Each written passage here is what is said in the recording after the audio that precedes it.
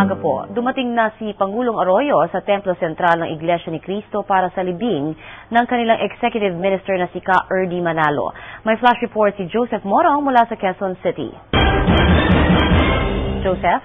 Yes, Connie, ilang oras na nga lamang ihahatid na sa kanyang huling hantungan itong si Iglesia ni Cristo Executive Minister Eranio Ka Erdy Manalo. At sa mga oras na ito ay yung kanyang mga labi ay nasa sanctuario. Connie, yan ay nasa ilalim nitong Central Temple dito sa Central Complex ng Iglesia ni Cristo sa may Commonwealth Avenue. At kasama ni Pangulong Arroyo ang iba't ibang ministro ng Iglesia ni Cristo na galing pa sa iba't ibang bahagi ng bansa at ang syempre mga mag-anak at pamilya nitong si Ka Erdy.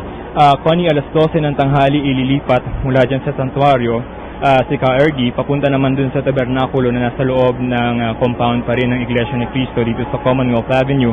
Ang tabernakulo ang magiging pansamantalang himlayan ni Ka Erdy habang inihintay pang magawa ang mausoleo katabi ang monumento ng kanyang amang si Ka Felix Manalo.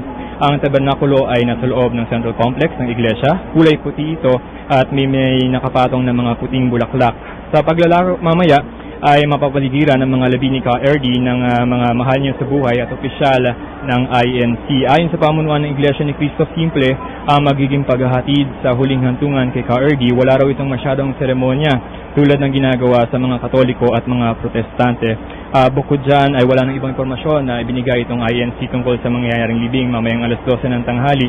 Bukod naman kay Pangulong Arroyo na mataan na rin natin na dumating ang ilang mga personalidad sa pangunguna nitong si dating First Lady Imelda Marcos at ang kanyang anak na si Bongbong.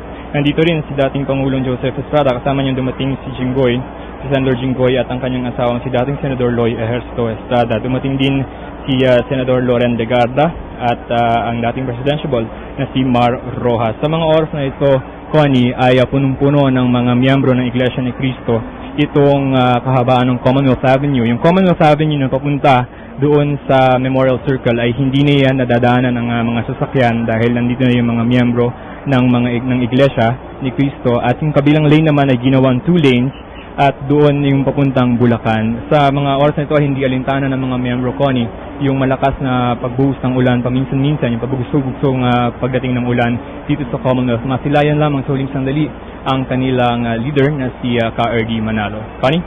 Maraming salamat, Joseph Morong.